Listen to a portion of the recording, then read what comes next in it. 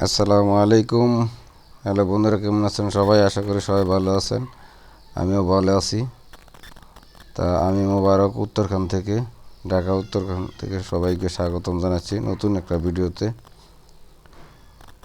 তো আজকে শুক্রবার দিন জুমার নামাজ পড়ার পরে আমার এক বন্ধু ফোন দিল, ভাই একটু চলেন, একটু ঘুরে আসি।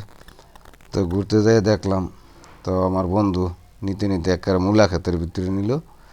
এই যে দেখেন আমার বন্ধু মূলা উড়াইতেছে। তো উড়ানোর পরে বললো যে মূলা শাক লাগবে নাকি? পরে বললাম যে দেন তাহলে, ফোন দিয়েছেন তখন আইসি যখন, তাহলে দুটো মূলা শাক লইয়ে চাই। তো ঘুরতে ঘুরতে পরে একটু ভিডিও করলাম, ভিডিও করার পর সবুজ ধান খেত আলি ফালাইছে এই যে। আবার এইদিকে পুষ্করিণীর পানি কিছুটা বাইরে গেছে, বাইরে যাওয়ার পরে মূলা ক্ষেতের ভিতরে পানি উঠছে। এটা দেখতে পাচ্ছেন, এটা কিন্তু বর্ষার পানি না, এটা ওই যে আপনার চারিদিকেতে যে আশেপাশে যে চারিদিকে তো বাড়িঘর, এই বাড়িঘরে মাঝখানে কিছু খালি জায়গা আছে, এই জায়গাটুকুর ভিতরে আপনার পানিটা জমে থাকে। তো এই পানি দিয়েই আপনার শাকসবজি করে, এই যে শাকসবজিগুলো দেখতেছেন এই পানি দিয়ে কিন্তু এই শাকসবজিগুলো করতেছে। তো বিকালবেলা ঘুরতে ঘুরতে পরে দেখলাম, তো আমার আরেক ভাই তো লাল শাক ফলাইছে, এই লাল শাকগুলা উঠাইতেছে, উঠে বাজারে নিব বিক্রি করার জন্য।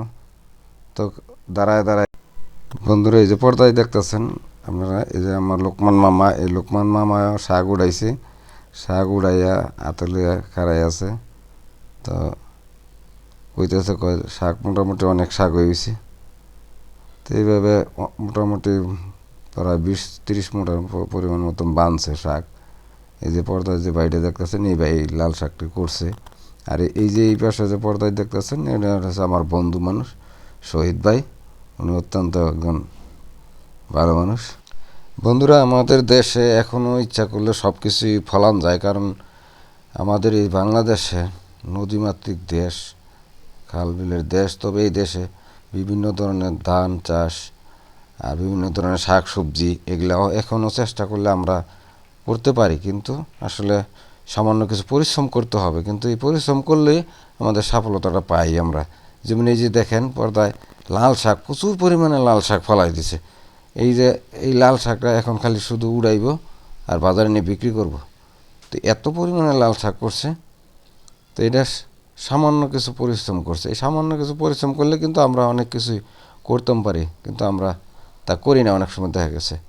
এই যে পর্দায় যে দেখতেছেন পানিটা, এই পানিটা বিভিন্ন জায়গাতে আপনার বাড়ি আশেপাশে বাড়ি আছে, এই বাড়ির সাইড দিয়ে এই পানিগুলা আপনার জড়তে এই পানিগুলা আপনার একখানে জমা হয়েছে। তারপর ওই পাশে আপনার আছে, সুয়ারেজ ব্যবস্থা আছে। মানে বর্তমানে যে পর্দায় যে দৃশ্যটা দেখতেছেন, এটা হচ্ছে একটা ফুলকপির বাগান। দেখেন কি সুন্দরভাবে এই ফুলকপির একটা বাগান করছে। এই জায়গাটার মধ্যে মনে করেন প্রায় 1000 খানিকের মতো চারা আছে। এই চারাগুলা আর কিছুদিন পরে ফুলকপি বাইরিব। বন্ধুরা, ভিডিওটা এই পর্যন্তই শেষ।